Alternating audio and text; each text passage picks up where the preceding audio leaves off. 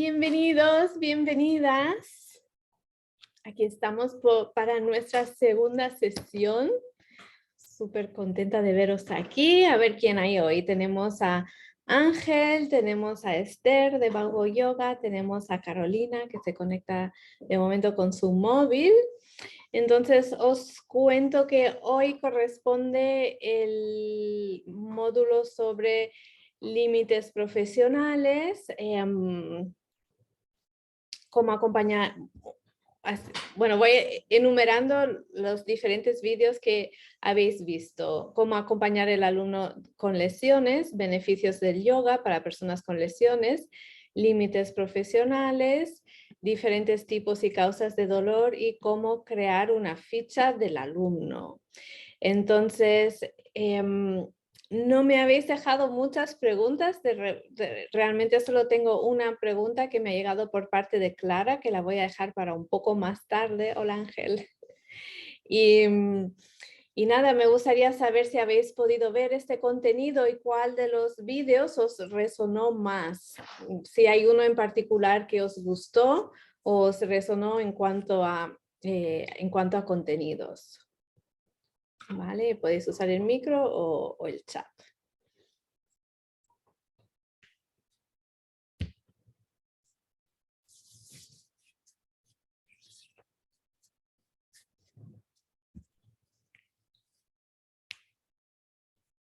Y luego os voy a compartir unas reflexiones mías sobre estas diferentes temáticas, aunque creo que ya habéis escuchado en mis vídeos un poco cómo la pienso al respecto, pero se puede un poco expandir sobre ese tema.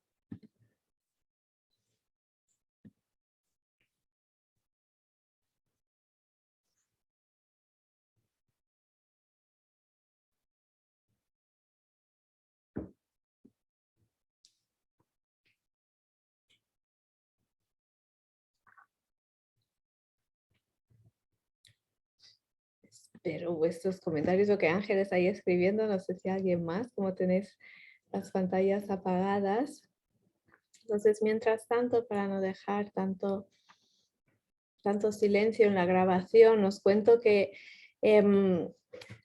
cuando hablo de acompañar al alumno con lesiones, siempre pienso en cómo me ubico yo como profesor, cuál es mi intención para esta persona y de dónde viene esta intención. Lo digo porque a través de mi propia experiencia como terapeuta manual y profesora de yoga, muchas veces el acompañar a alumnos con lesiones era simplemente querer agradar a mis clientes para que no se fueran, ¿vale? Era como una cosa, no estaba bien en mi centro. Ángel dice, para mí en este módulo me quedó bastante claro y mucho entendimiento. Perfecto, gracias por compartir, Ángel. Vale, entonces, a nivel de acompañamiento, siempre que tenemos a personas con lesiones, necesidades especiales, si nuestro objetivo es agradarles, muchas veces nos dejamos arrastrar por sus peticiones. A veces una persona que tiene dolor quiere alivio inmediato o quiere una explicación inmediata, y si nosotros estamos posicionados desde querer agradar, vamos a caer en la trampa de intentar diagnosticar, dar recomendaciones sin entender a fondo el problema. Dejamos que nuestra ansiedad maneje la situación. Por eso me gusta siempre reflexionar sobre ese tema, porque normalmente las personas que nos dedicamos a ayudar a los demás tendemos no todos, pero tendemos a sobreesforzarnos, mientras que la otra persona realmente no se implica. Tendemos a querer hacer el trabajo del otro un poco en exceso. Entonces, este primer vídeo es para un poco también reflexionar sobre cómo nos ubicamos frente al alumno, que si queremos curarle, posiblemente sea que simplemente sea para agradarle, para controlar la percepción que esta persona tiene de nosotros. Queremos gustar, queremos que esta persona nos vea como la supermaestra o profesora de yoga. Entonces, desde ese lugar, nosotros caemos, nos posicionamos de forma desequilibrada frente al alumno, caemos en trampas que finalmente crean fricción en la relación, porque queremos ser vistos de una determinada manera, mientras que el alumno realmente es el que prima. El alumno es el que quiere ser visto y es, digamos, el rol que le corresponde, no nosotros lucirnos gracias a él. Entonces, para esto tenemos que un poco conocer desde dónde venimos, cuáles son nuestras inseguridades para no dejar que esas inseguridades tomen el mando de la relación y creen desequilibrios, ¿vale? Entonces, esto. Me gustaría saber de los que estáis aquí, si podéis escribir en el chat un poco si os sentís identificados con lo que os comento, si habéis tenido vivencias del estilo y qué conclusiones habéis sacado al respecto, ¿vale? Eso es un trabajo que realmente es un work in progress, no es un trabajo que se acabe en ningún momento, es un trabajo que estamos constantemente perfeccionando dentro de la dinámica relacional, porque siempre hay como un tira-afloja en la relación y diferentes personas sacan de nosotros diferentes aspectos y diferentes retos nuevos, por tanto, esto siempre tenemos en cuenta de que es un trabajo que estamos perfeccionando constantemente, no es, nunca llega a estar hecho, pero bueno, conocernos y aprender de nuestros errores nos ayuda a evitar futuros posibles errores, ¿vale? Entonces, el segundo vídeo sobre beneficios del yoga para alumnos con lesiones es que a veces cuando vamos desde nuestra carencia, desde nuestra inseguridad, cuando damos clases desde nuestras inseguridades, nos olvidamos todos los beneficios que nuestras clases aportan, ¿vale? Entonces, ese vídeo es para recordaros todos los beneficios que estáis aportando, aunque el alumno no los sepa reconocer en el momento o no nos lo verbalice, ¿vale? Y también pensar en beneficios nos ayuda a formular preguntas para recibir un feedback más interesante por parte de nuestros alumnos también. Nuestra tendencia a la hora de hacer preguntas es hacer preguntas cerradas que requieren una respuesta sí o no, pero si podemos hacer preguntas abiertas, podemos indagar un poco más a fondo en la vivencia del alumno, más allá de si esto te duele, no te duele, mejor así, mejor así, sino simplemente desde que empezaste a practicar yoga conmigo, ¿qué beneficios has notado? Directamente hablar de beneficios, no dejarlo para que el alumno te lo venga a decir, sino qué beneficios has notado, qué diferencias has percibido a nivel mental, a nivel emocional, a nivel físico, ¿vale? Y podemos ser un poco más precisos con nuestras preguntas para poder ver por qué camino el yoga les está beneficiando. A lo mejor no tienen mejor a nivel físico, pero se sienten más tranquilos emocionalmente o la mente se ha calmado un poco, ¿vale? Entonces también o tienen un poco de paz, un poco de conexión espiritual que anhelaban, un momento de silencio, un momento para cuidarse. Entonces también pensar en cómo beneficiamos y buscar directamente esa información de nuestros alumnos para reafirmar lo que estamos haciendo bien, ¿vale? Después el tercer vídeo sobre límites profesionales para profesores de yoga. De nuevo es así a nivel como más específico cómo decidimos ubicarnos frente al alumno, es decir, cuando yo me ubico en rol de profesor de yoga, ¿qué significa para mí acompañar a mis alumnos? ¿Qué es lo que puedo ofrecer y qué es lo que no ofrezco? Es decir, ¿no? Ahí como definir lo que sí podemos ofrecer y lo que seguro que no, y lo que tal vez, ¿no? Y a veces tener esto claro también nos permite comunicarlo con más facilidad al alumno y crea como una relación más equilibrada. Por ejemplo, beneficios del yoga o sí, que sé que el yoga puede ofrecer beneficios a nivel de calma mental, aumentar la propiocepción, la conciencia del cuerpo, la regulación emocional, tener más recursos para el día a día, mejorar la postura, mejorar mi postura y mi higiene postural fuera de clase de yoga. Esos son algunos de los beneficios que seguro sé que puedo ofrecer a través del yoga, a través de terapia manual, ¿vale? Otros beneficios que no sé si puedo ofrecer es aliviar según qué dolencia, ¿vale? Entonces, si esto no lo tengo claro, yo lo digo. Al principio de mi carrera decía, sí, bueno, hacía promesas que no podía mantener y ahora directamente no las hago. Y aparte sé que muchas de esas personas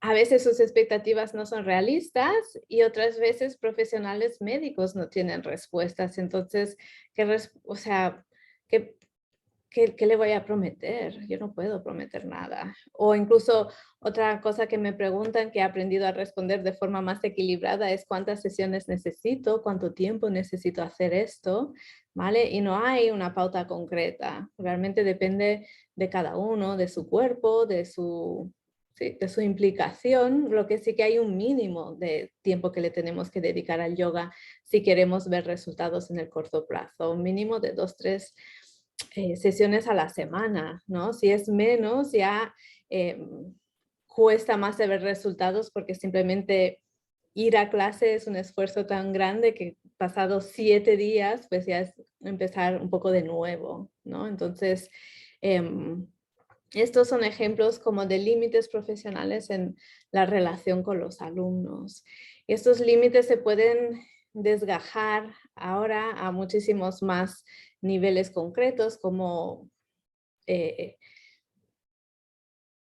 por ejemplo, por qué ritual tiene que pasar el alumno cada vez que viene a clase. Es decir, tú entras en el estudio donde dejas los zapatos, donde dejas la ropa, el móvil lo puedes dejar encendido o tiene que apagarlo.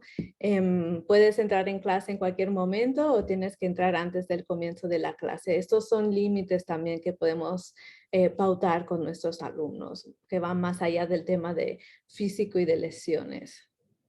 ¿Vale? Entonces el tema de los límites es un tema súper amplio, muy interesante y nos sirve reflexionar sobre ellos porque nos permite tener una comunicación más fluida con los alumnos. No tenemos que en el momento improvisar con nuestras respuestas, sino que las podemos ya tener preparadas de antemano de forma que no tengamos que inventarnos cada vez algo nuevo con cada pregunta. ¿Vale? Y para esto también podemos pensar en qué tipo de alumnos es nuestro alumno ideal o a quién enfocamos nuestras clases, ¿no? Si enfocamos las clases a personas, por ejemplo, que tienen lesiones o dificultades, pues esto es un perfil de alumnos. Si enfocamos las clases más dinámicas a un perfil como, digamos, más joven, saludable, que necesita descargar energía y de repente viene alguien con lesiones en clase o con un físico diferente que no encaja en ese perfil, ¿qué hacemos? ¿Qué hacemos? ¿Le recomendamos ir a clase de otros o le explicamos cómo son las clases y le damos unas pautas para poderse integrar en el grupo, ¿no? Estas son consideraciones a nivel de límites que tenemos que prever de antemano y decidir, ¿vale? Y luego cada vez que tenemos situaciones nuevas, estas nuevas situaciones nos van a ayudar a reflexionar sobre cómo queremos gestionarlas para, digamos, para el futuro, ¿vale? Y entonces son situaciones que nos ayudan a tener una especie de protocolo, ¿vale? Más que cada vez estar improvisando. Improvisar es muy cansino. Andrea dice, a mí me ha ayudado mucho esta lección para poder hablar con los alumnos con lesiones con más seguridad. Al principio, hace unos años, cuando yo no tenía experiencia, no sabía dónde ubicarme cuando el alumno me comentaba sobre sus lesiones, no sabía qué hacer. Ay, qué bien, Andrea, me alegro un montón.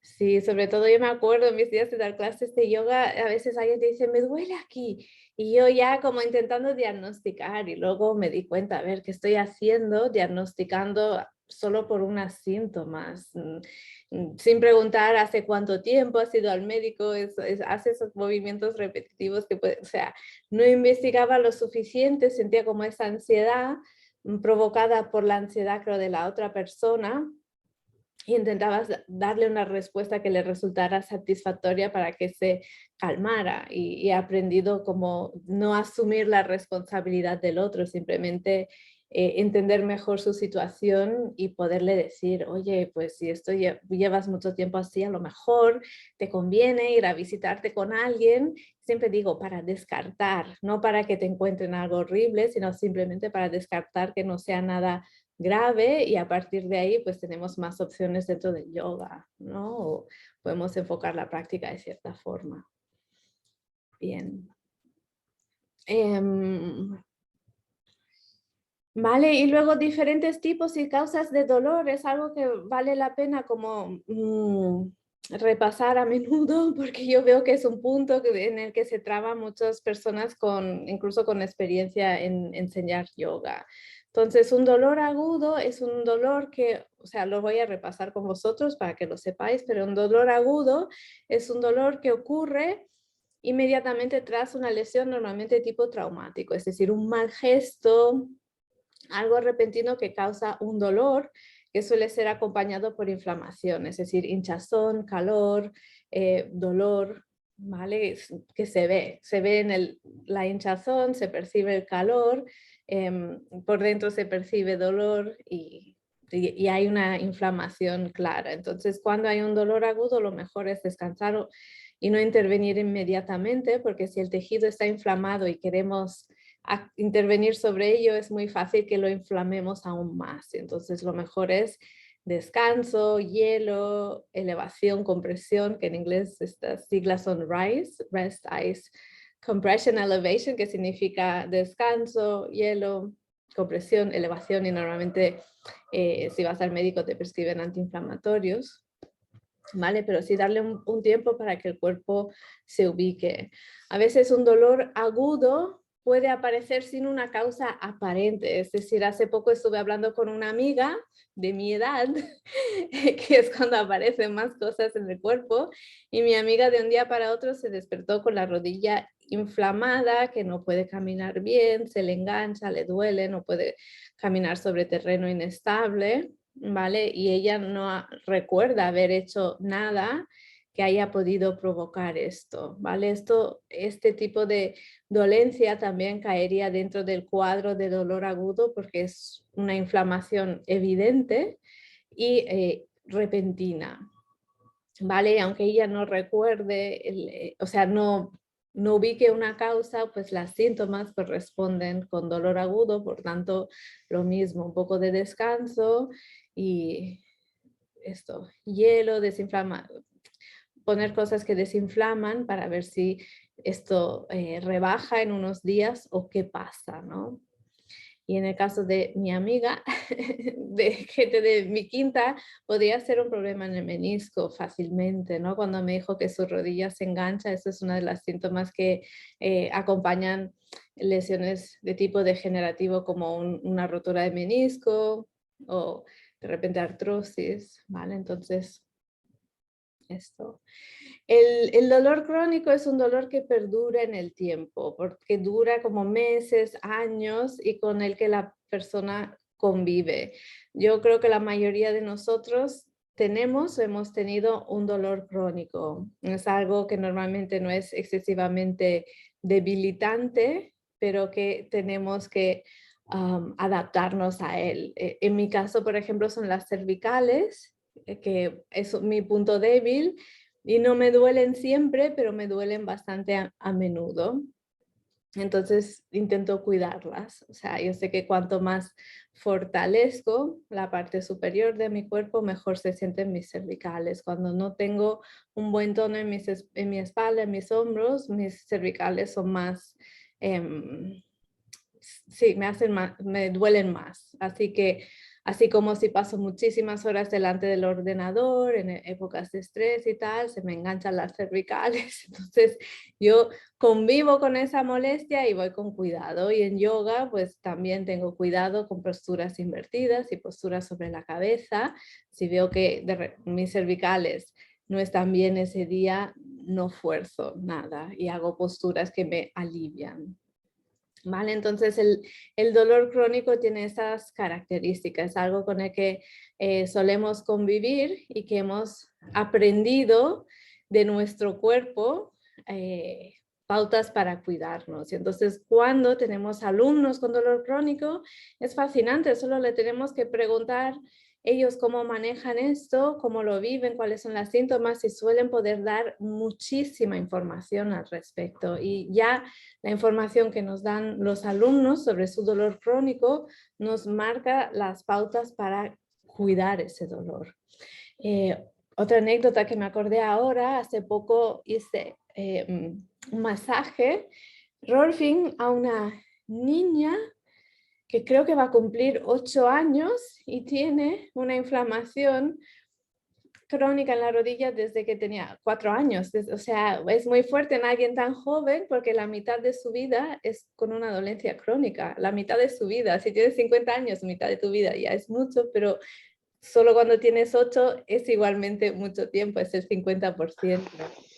Y esta niña de 8 años, hola Carolina, y esta niña de 8 años me podía describir con una precisión increíble todos sus síntomas. Me decía, no, normalmente mi rodilla por la noche, a partir de las 8, así es cuando más la noto, por la mañana normal, o sea, su descripción me hizo ver que era una lesión claramente mecánica, es decir, todo las actividades que ella desarrolla durante el día, que son un montón, porque es una niña súper activa, que hace un montón de deporte, pues claro, todos esos movimientos repercuten en su rodilla y en la noche cuando empieza ella a descansar es cuando nota la inflamación, cuando le duele más. Después de dormir, cuando su cuerpo ha descansado, normalmente esto mejora, ¿vale? Pero día tras día esto sigue ahí.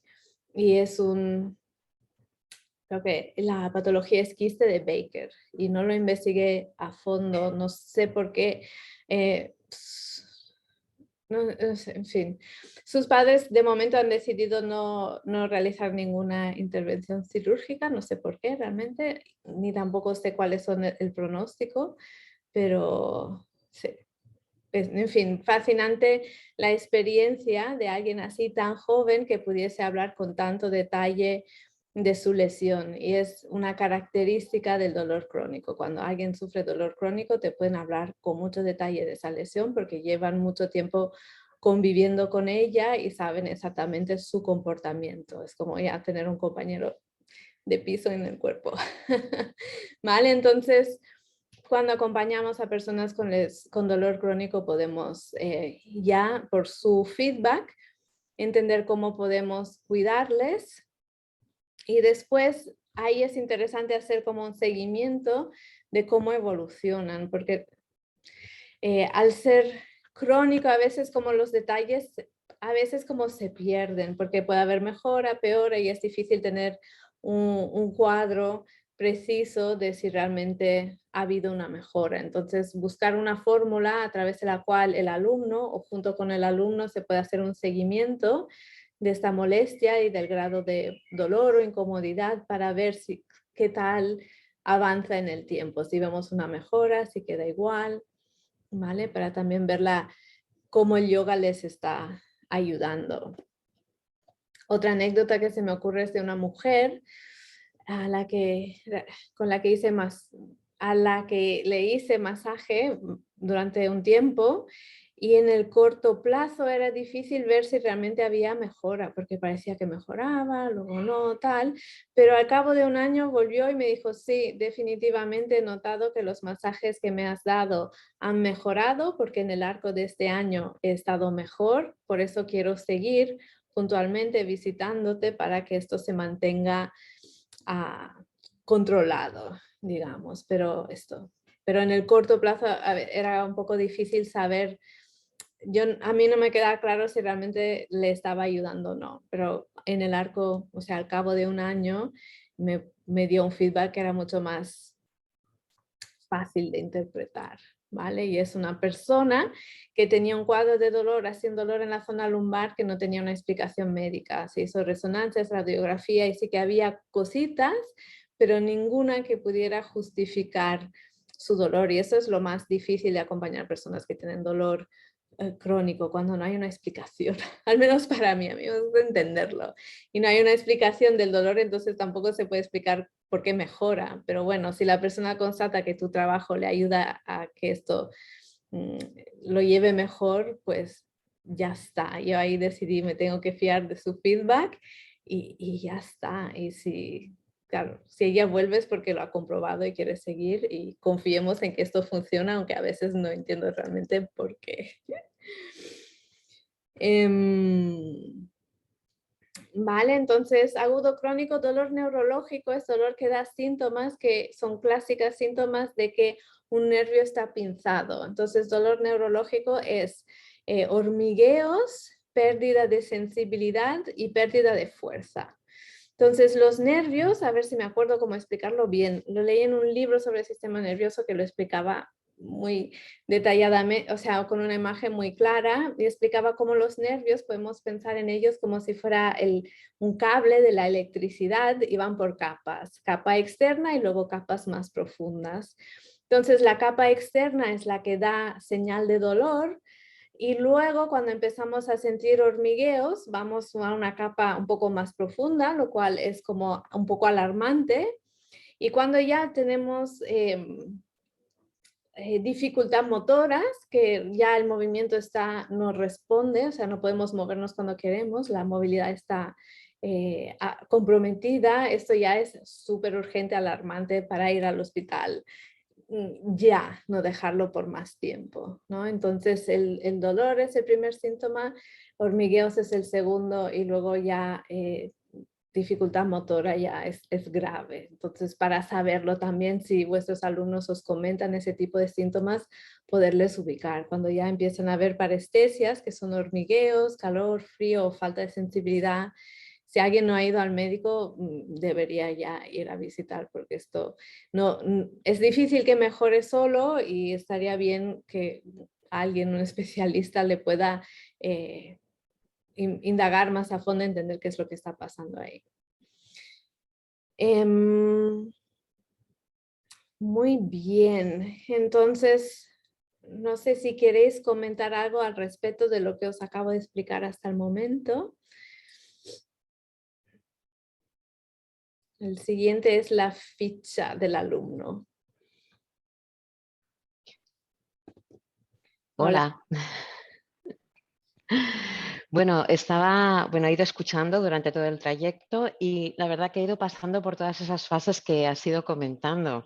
Y ahora muy reciente, me ha ayudado a que tengo que empezar ya a poner muy claramente los límites al alumno más claros y tanto, y lo que deseo ofrecer también, es decir, marcarme una estructura para saber exactamente qué es lo que deseo ofrecer al alumno en cada clase.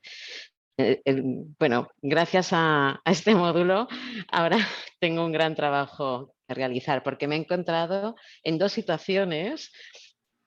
Una persona que venía con informe médicos y claramente con una lesión en la sacroilíaco y lumbar. Y sí que realmente, bueno, se dio de baja porque... y cervical. Cervical sí que notaba mejoría, pero en la zona de la espalda se acumularon otras ciertas circunstancias más externas a nivel emocional en su entorno y problemas con el suelo pélvico, que claro, yo sí que vi que quería inmediatez, ¿no? Claro, yo por muchas, en ocasiones que le explicaba que no iba a haber curación, que yo no le iba a ofrecer una curación, sí que le iba a ayudar a acompañarla lo mejor posible para sobrellevar esas molestias y saber cómo podría actuar aliviando, ¿no? A lo mejor ese dolor, ¿no? Bueno, el caso es que al final me di cuenta después de momento de crisis profesional también ante su baja como alumna, porque claro, pensé, ostras, qué mal he hecho. No, Sí, me no es centré. más personal, como que Sí, sí, no he hecho nada, no le buah, buah, buah, y además estaba haciendo un curso estupendo de teoría polivagal, entonces estaba muy revolucionada y en ese momento dije, bueno, es que cada uno tiene que ser responsable de sí mismo y también es muy importante la actitud en la que uno está para llevar a cabo una actividad, un estudio, una actividad, cual sea, la que sea, ¿no? sí. Y bueno, entonces ahí me autorregulé. Sí, sí, sí. Bueno, también me encuentro con casos en los que tienen debilidad en la rodilla, pero no saben lo que tienen, Mm, porque no quieren hacerse ninguna prueba. Hay como resistencia a la hora, bueno, de decir, sería mejor una resonancia, ir a tu médico, tal, bueno, ¿y cuánto van a tardar? Y me han dicho mi homeópata que es las tengo delicadas, ¿vale? Pues no sé qué vamos a seguir, no sé. sí. Ahí no sé cómo gestionarlo mejor, ¿eh? Eso No es, sé cómo gestionarlo. es interesante lo que acabas de mencionar, lo de la rodilla y lo anterior, porque es verdad que cuando hay dolor, o sea, la manera en la que procesamos el dolor físico y la manera en la que procesamos el dolor emocional se solapa bastante. Entonces, Ujú, normalmente el dolor físico por causas desconocidas o más intenso y tal, desencadena todo nuestro dolor emocional, la ansiedad, el no saber y van en conjunto. sí, Y a veces la persona tiene que pasar por su propio proceso, es decir, esto no me gusta, no me sirve, me doy de, o sea, todo lo que puede estar pasando, que se dé de baja, que vuelva y recordar que tú estás ahí para ella, a- aunque no esté, digamos, que tú ahí estás como receptiva para cuando quiera volver de forma responsable, ¿no? Pero que tú sí, también entiendes que este proceso es suyo y que acompaña mucho a personas con dolor, que su respuesta hacia ti no es personal hacia ti, en realidad, claro. parte de su dolor que se manifiesta en las relaciones con los demás y que el acompañamiento que hacemos a veces es en el interim entre que van y vuelven. Esta presencia de que tú tienes abierto y que ella sabe que puede volver también es un acompañar y darte crédito para ello. A veces no lo no nos da. Esa es una reflexión que hice hace poco en realidad. Ujú, sí, sí. Y en el caso de una persona que no se quiere hacer una radiografía o ecografía, que es otra situación en la que me encuentro, Sí, le puedes decir que, bueno, que esto a ti no te facilita el trabajo, es decir, sin claro, saber lo que te pasa, no te puedo hacer una recomendación más que genérica. Genéricamente, cuando hay lesiones de rodillas, se recomienda fortalecer. Si quieres, trabajamos la fuerza, pero si no sé lo que te pasa, no puedo ayudarte de forma más claro. específica. Ujú, vale. Ujú, Y también que sepan que a veces hay personas que realmente no saben que la opinión de un homeópata no es lo mismo que la opinión de un traumato. traumatólogo. O sea, un médico te hace un diagnóstico basado en imágenes y si vas a un médico y no te hace ningún estudio por imágenes, entonces esta persona, su diagnóstico no es fiable, es una opinión profesional basada en experiencia, igual te hacen unas pruebas, pero lo que realmente te da respuestas son las imágenes que te sacan. Entonces, eso está bien saberlo para ubicarse, porque he visto a clientes que también el médico, sin hacerle resonancia, le dicen, ah, tienes una síndrome del piramidal. Y insistiendo, hicieron imágenes, descubrieron que tenía una hernia leve. Dices, vale, esto justifica las Claro. síntomas y también el hecho que relajar el músculo no está provocando alivio, no es el músculo que está pinchando el nervio, es una hernia. Ujú, ¿Vale? Y luego las opiniones de fisioterapeutas, osteópatas, homeópatas son, son diagnósticos, pero que no es un diagnóstico médico, no es, está basado en más la sensibilidad de la persona, su metodología, es como un diagnóstico un poco subjetivo, ¿vale? Y entonces este diagnóstico sirve para que esta persona te acompañe. Entonces, si el homeópata piensa esto y te da un remedio basado en su diagnóstico, Entonces, lo que determina la eficacia de ese diagnóstico es el resultado. Te está ayudando el homeópata, o sea, el homeópata ha dado en el clavo en el momento que su tratamiento funciona. Si no, realmente no tiene más relevancia que esto, creo. Pero sí, a nivel de lo que tú puedes decirle es esto, yo es que sin más información no te puedes decir Claro. más. Si me haces Ujú. una pregunta genérica, te puedo dar una respuesta genérica. Si me vienes con algo específico, o sea, yo me lo curro para ayudarte. Claro, Estoy exactamente. comprometida, Sí, pero es que no me puedo informar si tú no haces tu parte. Entonces, claro, ¿qué te da miedo ir al médico? O sea, y hay personas que simplemente está dentro de su ethos, dentro de sus creencias, no ir al médico y nutrirse de terapias complementarias, pues vale. Pero, en fin, que entiendan que tu postura frente a esto, es decir, tu limitación. ujú, Y hay personas que simplemente por miedo de malas noticias, y ahí sí que puedes sí, cortar, decir, a ver, la rodilla no es muy complicada, ¿sabes? No es como un órgano, que si te falla un órgano vital, ahí vas a tener problemas, no son riñones, no vas a estar en diálisis, no sé, es una estructura sencilla, si entendemos por dónde falla, es mucho más fácil encontrar claro. remedio. Sí. Ujú. Sí, sí. Bueno, pues ha sido perfecto. Y la claridad en cuanto a los tipos de del dolor me ha ayudado mucho. Ay, qué bien, gracias. Gracias. Y voy a cambiar por completo la ficha, que es lo que vas a explicar ahora. Sí. Sí, la pizza es importante y es algo que va cambiando en el tiempo, la vamos modificando en función de nuestras necesidades. Entonces, habéis visto cómo crear una ficha del alumno. Entonces, estos son, creo que no sé si lo he dicho en el vídeo, pero son pautas para que vosotros os inspiréis y creéis vuestra propia ficha basado en vuestra experiencia y siempre pensando que en función de cómo va la ficha, la vais modificando. Si veis que tenéis preguntas que realmente son bastante irrelevantes o que os hacen perder el tiempo, la quitáis y las sustituís. Em, también a nivel de ficha, otra cosa importante a pensar es cuándo le presentamos al alumno esa ficha. Por ejemplo, os hablo de mí. Yo ahora voy a volver a los masajes que hacía, que los dejé durante un tiempo. Y claro, tengo mi ficha preparadísima para mis nuevos clientes. ¿Y cuál es el proceso de que ellos rellenen esta ficha? Me espero a que vengan a su primera sesión, se lo envío de antemano, o sea, ¿cómo lo hago? ¿No? Entonces, lo que yo quiero es enviarles esta ficha en el momento que reservan hora.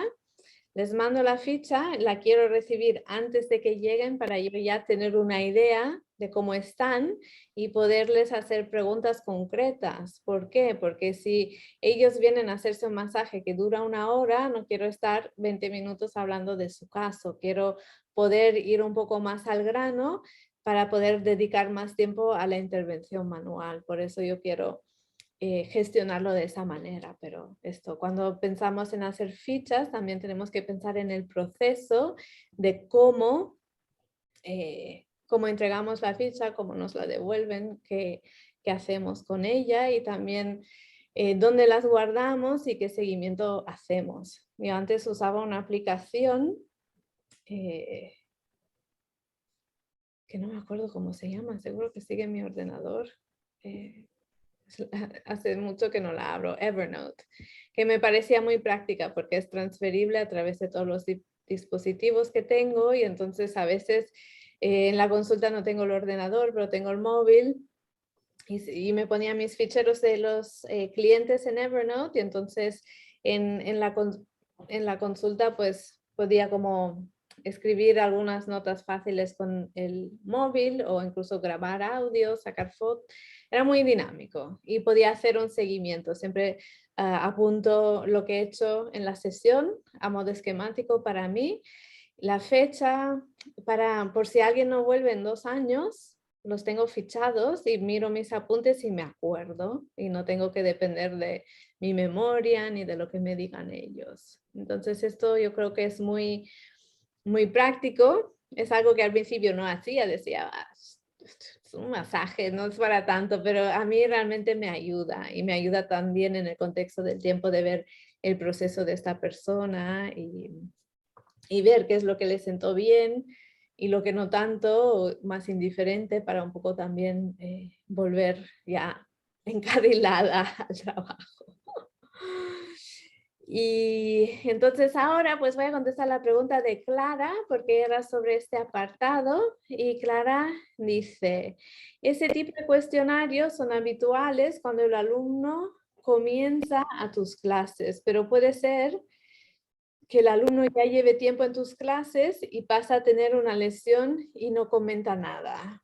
¿Crees que de vez en cuando se debe volver a realizar el cuestionario o cómo se puede plantear? Pues aquí tienes diferentes opciones, Clara. Por ejemplo, cada X tiempo puedes proponerle el cuestionario a todo el mundo de nuevo. Puedes hacerlo como ritual anual o cada 6 meses, sí, dependiendo de lo que veas es la necesidad. ¿Vale?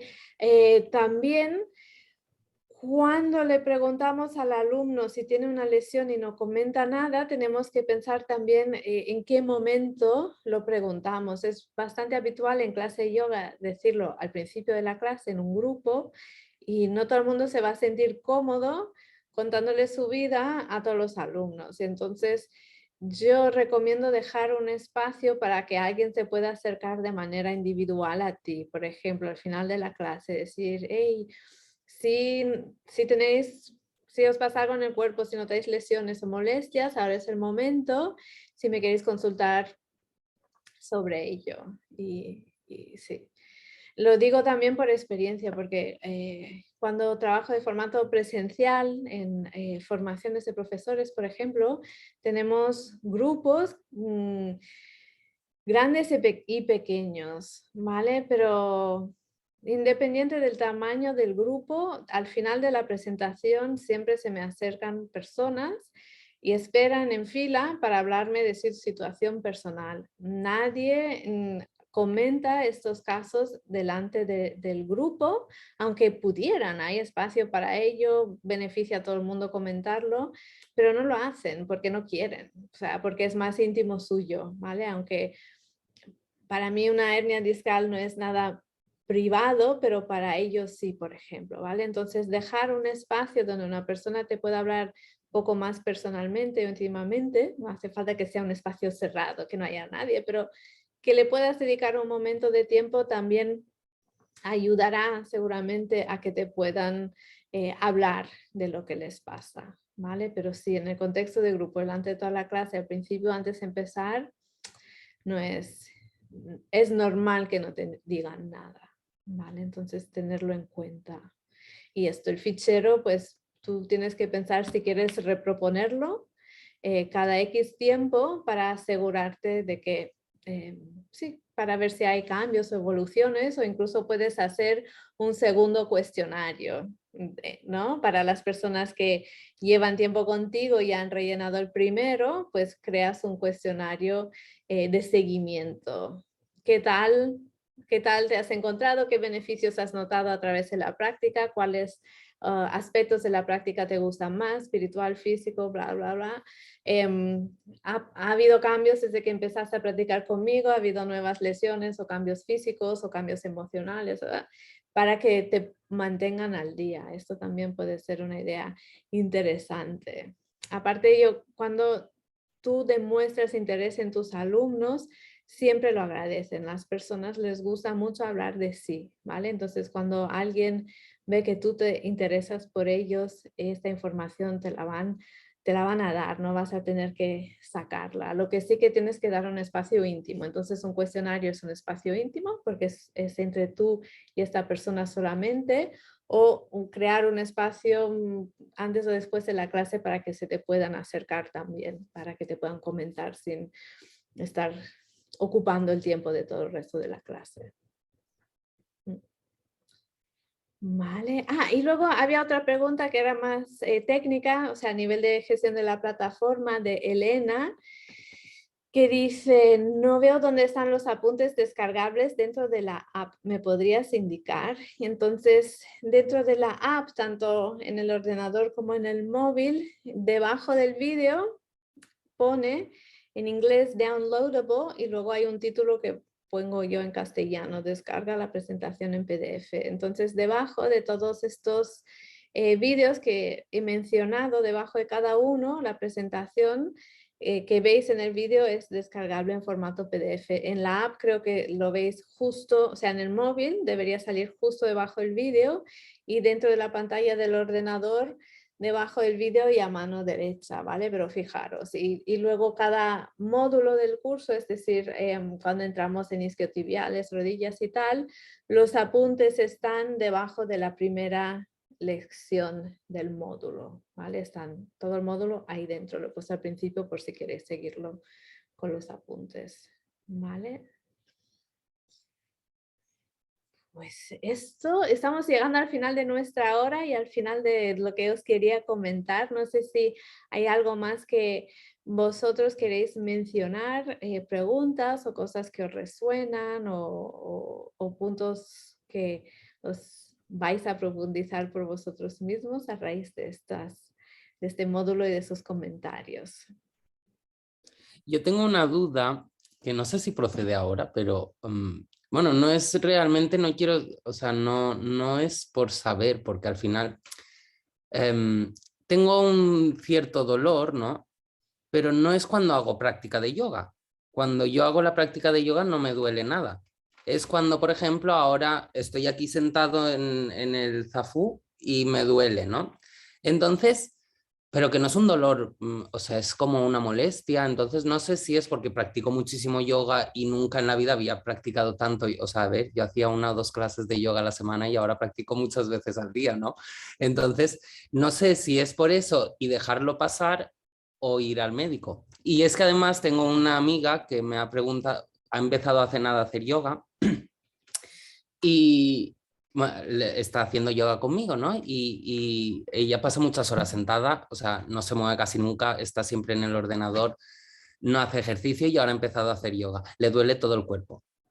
Y entonces es como, tengo que ir al médico por esto, Ángel. Y yo digo, hombre, pues no, es porque estás, claro, pues tus músculos se están activando. Y claro, yo le estaba diciendo todo esto y es como, no sé si le estoy contando una mentira o no, pero es como, a ver, si estás parada muchísimo tiempo, ahora que te pones a hacer ejercicio, pues es normal que tus, digo, tú siente tus límites y no te sobreesfuerces, ¿no? Es como... Y ella me dice lo mismo, que ella dice, no, si es que a lo mejor cuando yo estoy haciendo yoga no me duele, es después cuando he parado de hacer la práctica, ¿no? Digo, bueno, pues eso, entonces ya es como, tengo que ir al médico por este, no es un dolor o es como, pues esa duda tengo, es si me espero, si no me espero, porque a lo mejor es mi cuerpo que me está diciendo algo, ¿no? Y es como, ya, pero cuando hago práctica de yoga no me duele. Entonces es como, dejo de hacer práctica de yoga a ver si es por eso. Es una manera. ¿Dónde tienes ese dolor tú en concreto? Es pues justo en la articulación de la cadera, yo pienso que es. Ajá, Es claro, yo no sé dónde, pero es justo donde, pues en la pierna, justo aquí, esta parte de aquí, ajá, cuando, que yo ahora, por ejemplo, estoy de pie y no me duele nada, pero cuando me voy a sentar aquí, pues sí, siento como un poco de presión. sí. No es dolor, porque realmente no es dolor, pero a veces cuando es como, ay, tengo que cambiarme porque siento como una presión, ¿no? Que a veces también después va aquí a la ingle, que yo supongo que después de, claro, es mi suponer porque no quiero ir tampoco al médico, ¿no? Pero es como, a lo mejor es porque, claro, pues mi cuerpo se está estirando y es normal que de vez en cuando, claro, yo ahora practico yoga y intento hace 2 días que a lo mejor pues no me esfuerzo tanto, lo hago más tranquilamente, más amablemente, pero es que aunque me haga un poco más de esfuerzo en la práctica de yoga, no me duele. Si, es ahora, por ejemplo, estoy aquí sentado y digo, bueno, no me duele en todo el día, me voy a andar, me voy a hacer cosas, no me duele y ahora estoy aquí sentado y no es dolor porque no es que digas, ay, no, pero siento una presión. Entonces no sé si puede ser algo grave y yo pues lo voy dejando ahí y se hace más grave, entonces no sé si debería de ir al médico. Y como mi compañero también me dice cosas, es como, ¿debería de ir o no? ¿Sabes? Es como, ¿qué hago?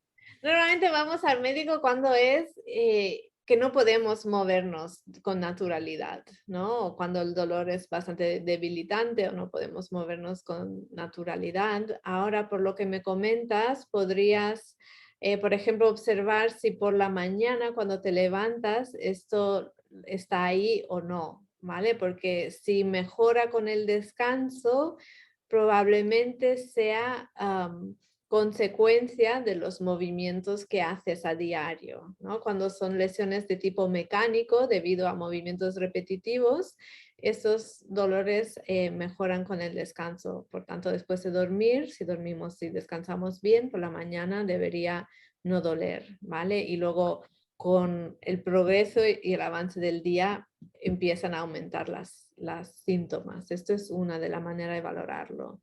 Y otro, para saber si es debido a la práctica del yoga, es, es ver si la intensidad de la molestia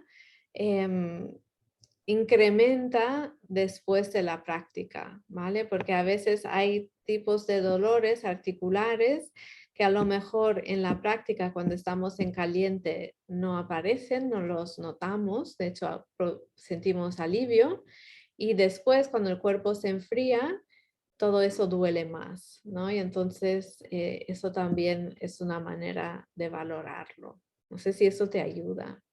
Sí, sí, además, bueno, yo he avanzado un poquito el curso y claro, ahora que has dicho eso, digo, ah, claro, es que eso, vi el de los isquiotibiales y hablaba del calor, ¿no? Cuando haces la esta en frío y ahora últimamente, o sea, estos 2 o 3 días que me está doliendo, pues en frío intento hacer algunas posiciones, a ver, y digo, ah, pues es que no me duele, pero claro, no sé si después a lo mejor, pero no me he fijado si después de la práctica me duele. Y he de decir que tampoco me he fijado si en cuanto me levanto me duele.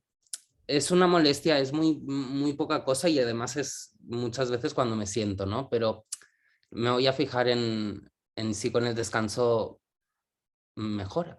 Sí, y si Es hay verdad que siempre he estado sentado en una silla y ahora pues estoy todo el día sentado en el suelo, no sé por qué. Entonces, Ah, pues a lo sí. mejor también es como me tendré que sentar en una silla de vez en cuando. Sí, o elevar el asiento o hacer lo que sea más Más alto, acolchado. poner más, vale. También puedes probar una semana en una silla, ver si mejora y luego Vale, sabes que es el zafu.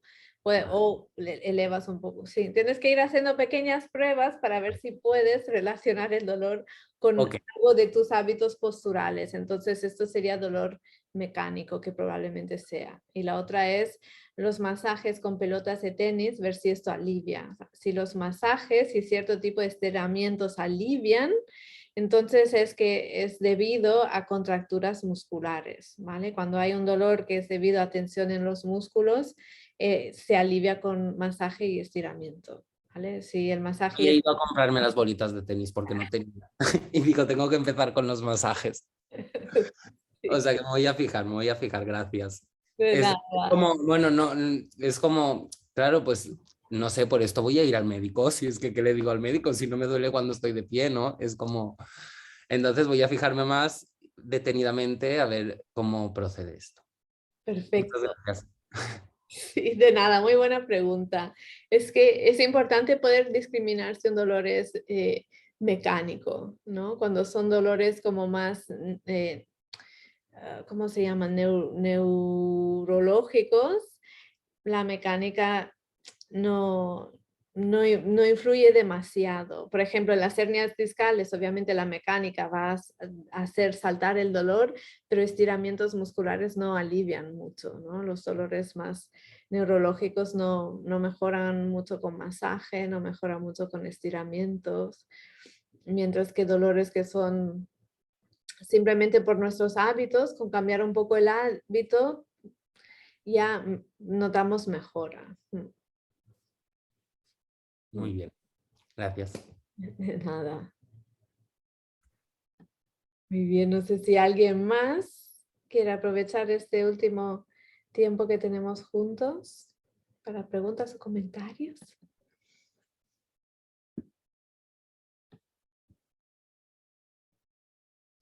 Yo creo que no, parece que no, ¿eh? Pero bueno, si no me lo hubierais puesto ya en el chat antes, supongo. Vale, entonces lo vamos a dejar aquí hoy y nos vemos la próxima semana para hablar del tirón de isquiotibiales. Si no me acuerdo, recordarme que la próxima semana os quiero hablar también de ciertos ligamentos importantes que son a veces afectados en lesiones isquiotibiales. Lo tengo presente porque hace poco me caí y me hice daño en el sacro y tengo muy presente mis ligamentos sacrotuberosos, que son ligamentos sobre los que se insertan también los isquiotibiales. Entonces os quiero hablar de ellos y también de cómo las lesiones ligamentosas se perciben en el cuerpo, que también son detalles que nos ayudan un poco a discriminar cuando una lesión es articular, ligamentosa, de una lesión que es muscular, ¿vale? O de un sí, que son diferentes, se perciben diferentes. Así que sí, yo creo, o sea, si estoy mejor la semana que viene me olvidaré, si sigo igual me acordaré. Así que si veis que me olvido, espero por mi bien, me lo recordáis vosotros y os lo comento, porque ahora que lo he vivido lo tengo fresco en la memoria. Muy bien, pues muchísimas gracias a todos por vuestro tiempo y por vuestras preguntas y nos vemos pronto. Chao.